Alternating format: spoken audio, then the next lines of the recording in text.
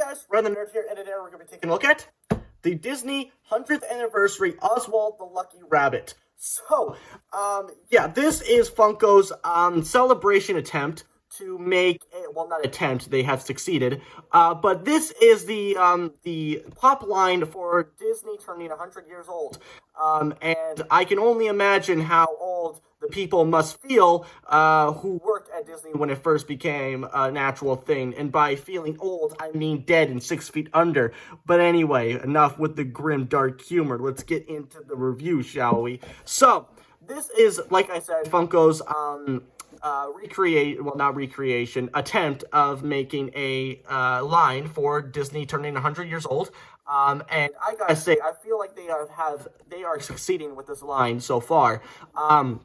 We have some great Funko Pops. You know, you got the Walt Disney Funko Pop, which also looks really cool.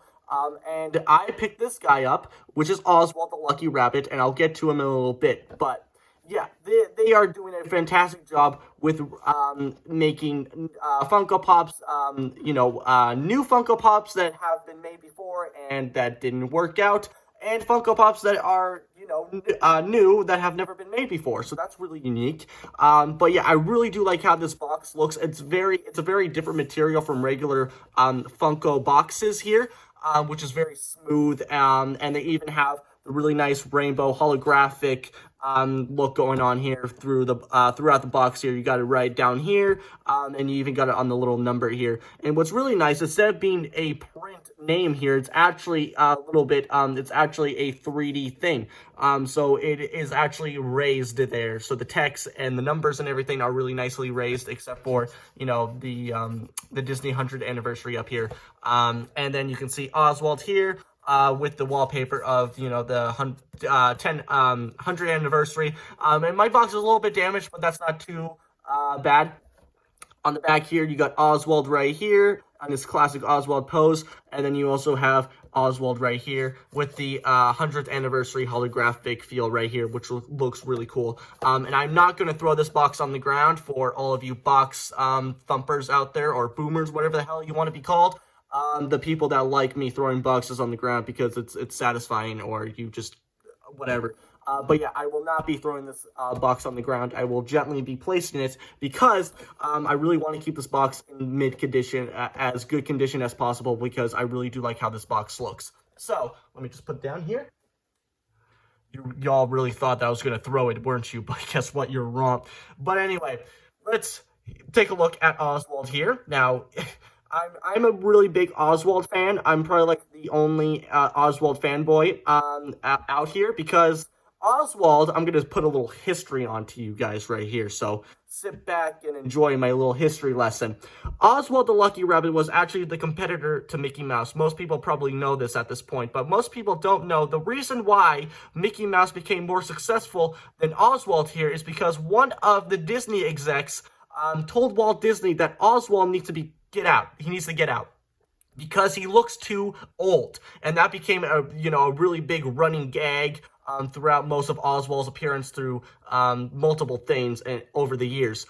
So that's why he got replaced by Mickey Mouse, which, became more, became the pop culture icon that we know him today. But Oswald has become left to rot, pretty much. He's been left in Mickey Mouse's shadow.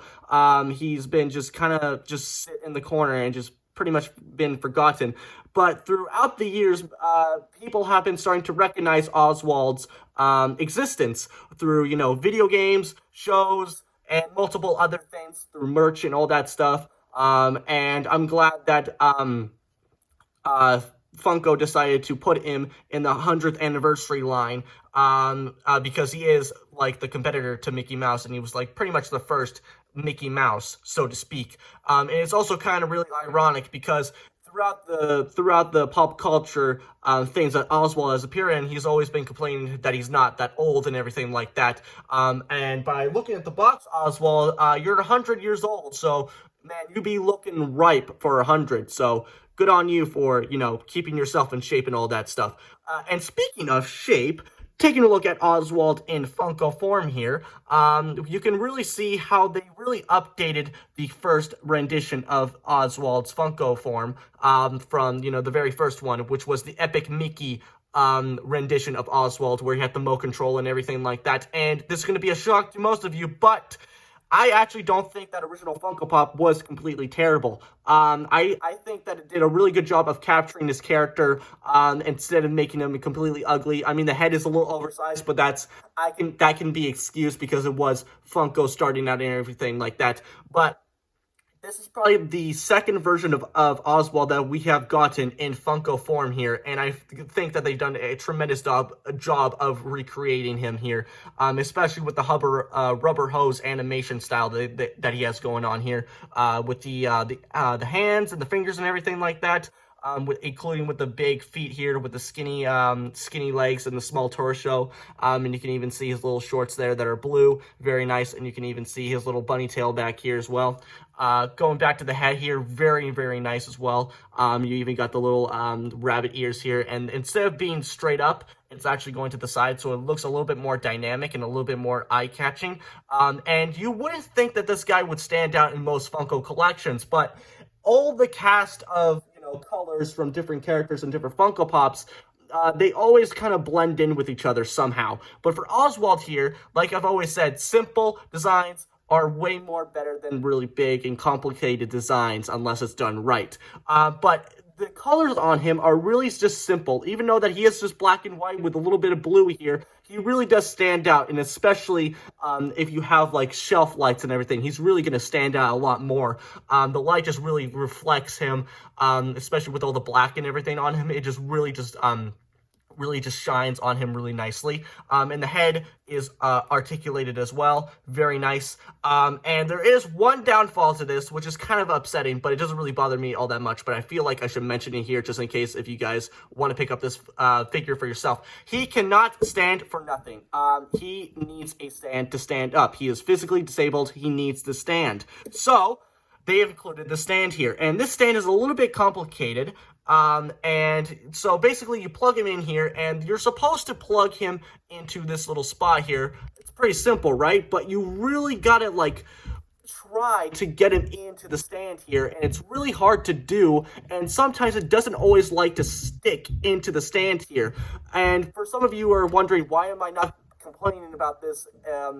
Well, because I'm not complaining as much about this as I usually would, is because I'm actually going to keep him in the box, because I really don't want this guy to get dusty or scuffed or anything like that, and I'm going to want to keep the box because that box is just a really nice box.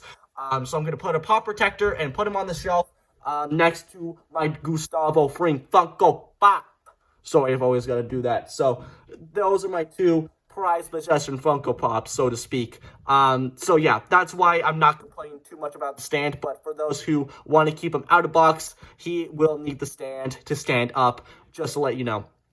And also to let you know, if you guys are collectors and anything like that, there is a couple of chases out there of this guy, where he has his hat on and he has the cane. Very nice, really do like that. And there's also him of, how Funko's doing, like, all the big posters and stuff like that, with a small Funko Pop, and they charge, like, $50 for it, because Funko needs money, am I right? But, yeah, it's a really cool one where he's actually holding the guitar, and he actually has a mouth on him, which is kind of off-putting. Usually, Funkos don't really have all, that mouths, unless it's done right. But to be honest, it doesn't put me off as much as other people have said, but it still looks a really nice poster, and he's got his guitar, and you got the classic Oswald poster behind him and everything like that, so that looks really cool. But yeah, that's about it for Oswald here. He's not there's not much to say about him, other than the fact that I'm just an Oswald fanboy, and I'm glad that Funko has decided to put him in the 100th anniversary line, and it's also kind of ironic, like I said before. So, but that's going to do it for me, guys. I really hope you enjoyed this video, and he's going to flop over, so he's just going to lay dead here for a second. How do you feel, Oswald? Huh? Being 100? Huh? Dead?